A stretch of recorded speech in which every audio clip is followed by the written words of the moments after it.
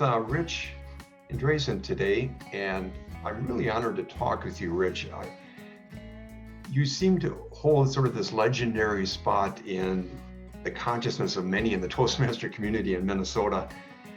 And I understand that you've been involved in Toastmasters since at least the 1970s, perhaps even before then.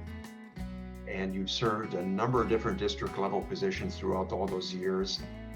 And equally impressive, one of the reasons I really wanted to talk with you has been your just amazing track record in starting new clubs. And most recently, you co-sponsored with Brian Hinton, the new PR of the North Club, and you're also working on a new Presiding Excellence Club, which maybe we can talk about as well. So welcome to Coffee with Chuck. I'd like to start off, Rich, and just get a view of where you've come from in Toastmasters. What keeps bringing you back? You have this amazing longevity in Toastmasters that I'd love to hear about.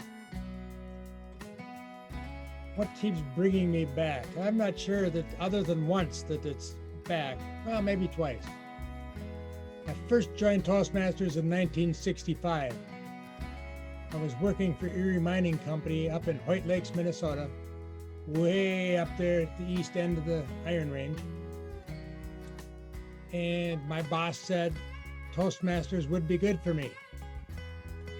Who would think in way out there'd be a Toastmasters club, but there was. It was mainly a company club, although there were bankers, there were teachers, there was a principal of a school, and other community business people. It was a great experience. And I was elected to be the Vice President of Education the following year there. And the incoming president and I, brand new to Toastmasters, decided to go to the district fall conference. Happened to be in Mankato. So we rode in his Beetle all the way down Highway 23 through St. Cloud, down Highway 15, all the way down through that part of the country, down through New Ulm to Mankato. That's a long drive. It was a long drive. Yeah. And we talked about Toastmasters. What could we do in Hoyt Lakes to expand the club, maybe even start another club someplace. So my experience with starting clubs started at the beginning. We never did start a club because I ended up taking another job moving back to the cities. Okay. I didn't connect with another club. So several years later, I came back. But I always knew that I would be back. Toastmasters had gotten into my blood from the beginning. And when I started, I was out in rural Minnesota, where there's a long distance between clubs. Even in that first couple of years, I don't know if I won a speech contest or a speech that I gave, people talked about and I got asked to speak in Hibbing. I don't know if I was part of a contest or not, but I gave that speech. But a long distance. It was in the evening and I had to drive. It was a long way from Hoyt Lakes to Hibbing. Right. So I'm used to the miles. I'm also used to, in small towns, there used to be a club in many, many very small towns. They don't exist anymore unless they're near a big town. Okay. So when I finally got to Brainerd here 20 years ago, well, I'm 50 miles from Brainerd. It's not like it's a hop, skip, and a jump. So that focus on small towns, having more clubs around you has been part of my motivation. I did not want to drive to St. Cloud every year for officer training. So I thought we should add some clubs near Brainerd. So we moved a couple clubs to Little Falls and to Pequot Lakes. And they went for 5 or 6 years before, the fight to keep to the minimum of 8 came in there. But my next plan was to have a big club like Brainerd and then have smaller little meetings out from there. And we in fact did that. So that early vision for forming clubs had a lot to do with making it more accessible for people then, right? I believe that even if you have 3 people ongoing at a Toastmaster meeting, it is valuable for the people that are at that meeting. Mm-hmm. They still get the basics of Toastmasters. They still get to stand up in front of a couple people and speak. No, it's not like speaking to 100 people, right? But either are most Toastmaster clubs. Most Toastmaster clubs have 8 to 12 people at the meeting.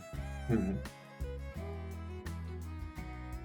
So that's been my motivation, is to try to figure out a way to get around that minimum of 8 and still have a Toastmaster meeting.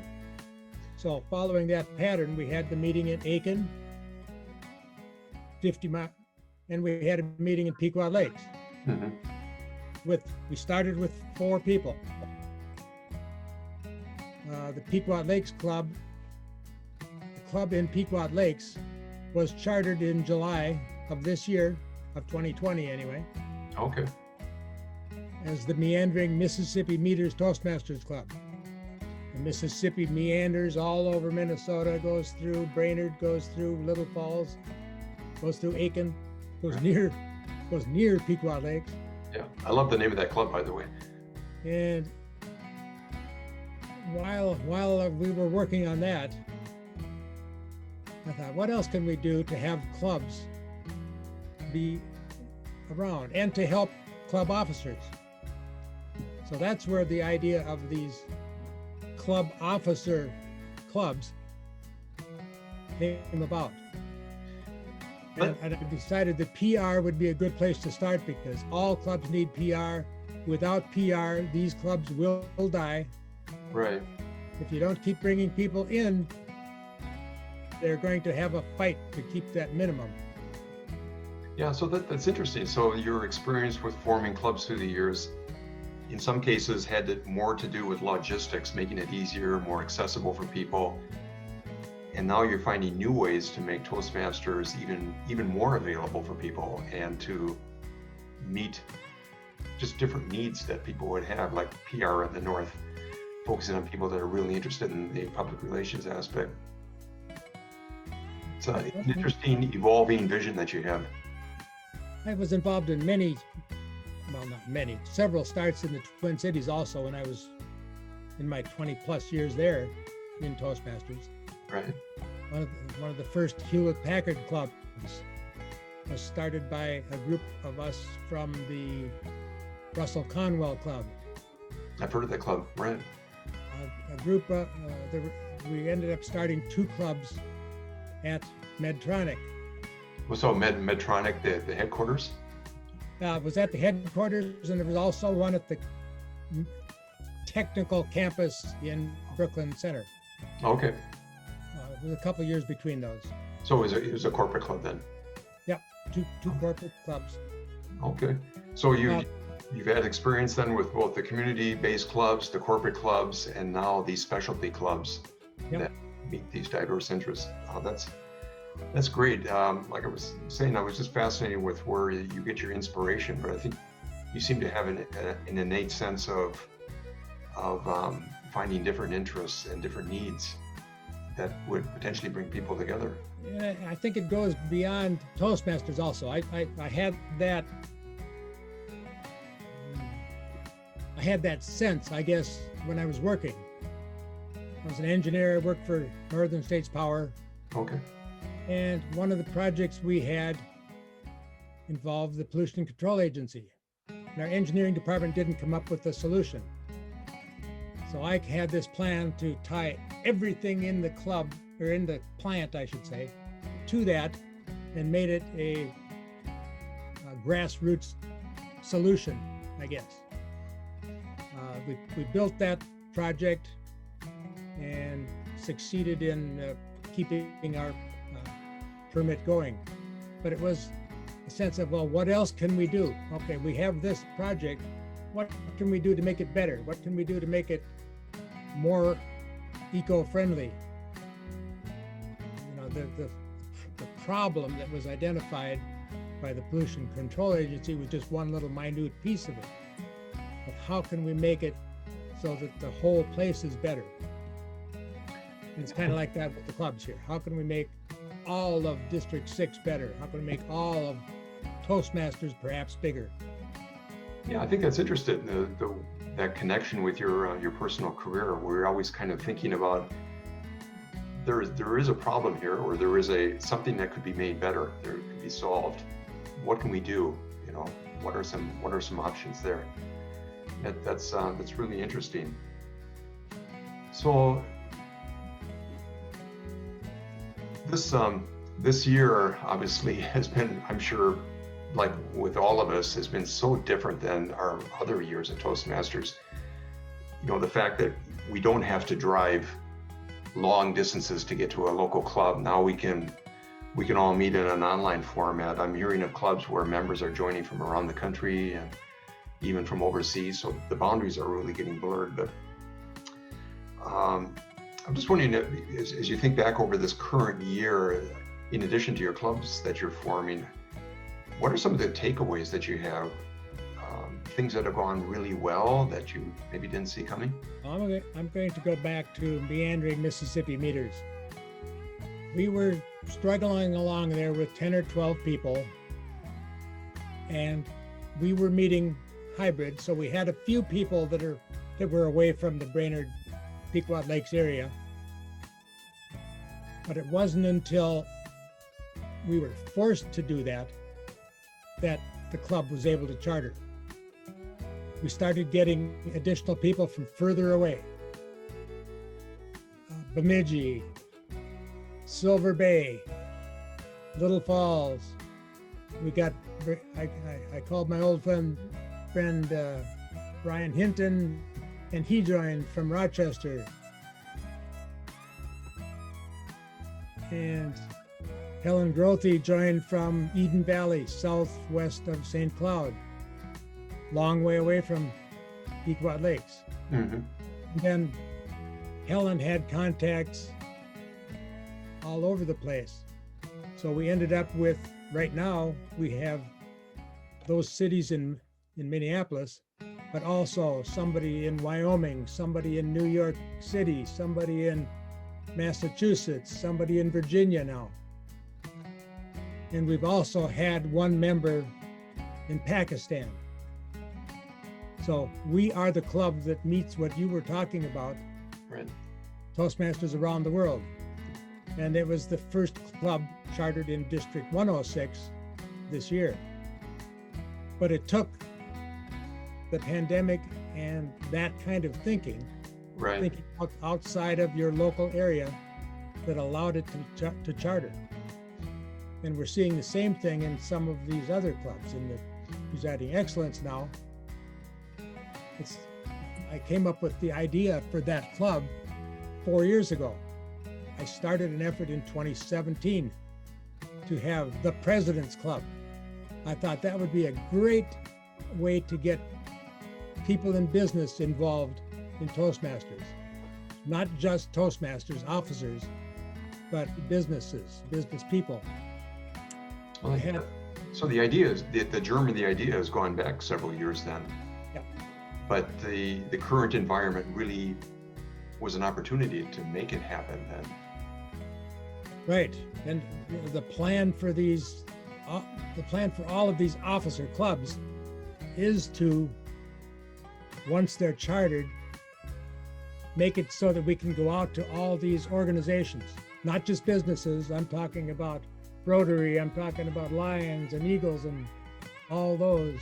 I'm talking about library boards, I'm talking about church boards, I'm talking about especially small businesses. Any organization that has meetings can benefit from having some of this information available to their members, to their officers. And I especially like the idea of the president of the organization, the presiding person, having that information. That's great. So that's an interesting perspective that the current environment has made some of these ideas for club formation a reality. And I know from the perspective of District 6, we're very grateful that the new PR of the North Club and Presiding Excellence, which is just getting its feet going there, you brought so much benefits to our district and other areas of Minnesota. Rich, I wanted to sort of wrap up our conversation today, as I always do, and ask if you could just give a message to people that are in Toastmasters right now, or perhaps are thinking about Toastmasters, from your viewpoint with so many years of experience. What would you say to people out there that are Toastmasters? When I first started, at the first meeting after I joined, I was giving a table topic. And in that club at that time, the expectation was that you would remain standing for the whole 2 minutes, even if you ran out of things to say. I stood up, said no words, and after 2 minutes, I sat down. From that starting place, now you're having a tough time shutting me up. And I look back on my career and realize that without Toastmasters, I would not have done very many of the things that I did do. That includes supervising a group at the power plant. It involves speaking to the board of directors of Northern States Power a couple of times. It includes speaking to conferences, several places around the country over the years on a variety of topics, expertise areas. It includes getting involved with NAMI, the National Alliance on Mental Illness, here in the Brainerd Lakes area. The people who started it were ready to retire. They were looking for somebody to take it over and make it more organized, more of an organization. And my wife said, Rich can do that. And so I used what I consider these presiding excellence tools to do that, to set up committees, to set up officers, to organize, to get everything that they wanted to get done going, instead of having the one or two people that started the organization doing everything. And it started with officer training. It started with district conference presentations about what leadership can be and what an organization can be. So it's not just speaking that Toastmasters is concerned with, it's all of this. So if you want any part of it, if a new person wants any part of any of these, Toastmasters is a great place to get it. Well, that's a great message, Rich. Certainly the leadership component of Toastmasters is a huge benefit, along with the public speaking part of it, which Toastmasters is probably better known for, but it's the leadership aspect, which is incredible. And I loved your story about the club that forced you to stand for 2 minutes, even if you didn't have anything to say. I think I recall the very first table topic question I had, and I was petrified to say anything for 15 seconds. But thankfully, they allowed me to sit down. So that's a great story. Well, Chuck, after that experience, believe it or not, I came back the following week. Okay. Guess what happened in table topics that week? The same thing. The same thing. Okay. I didn't get one word out. So. But you stood for 2 minutes, though. I stood for another 2 minutes. Yep. Boy, that's a rough club that you were with. Well, great. Well, Rich, I don't want to take any more of your time. Again, I am just so honored to have the chance to speak with you today, and I look forward to being a guest for one of your new clubs. Presiding Excellence would be a great club that I'd like to visit in the near future. So anyway, the best of luck to you, and thank you so much for your time today. Thanks, Chuck. It's been fun.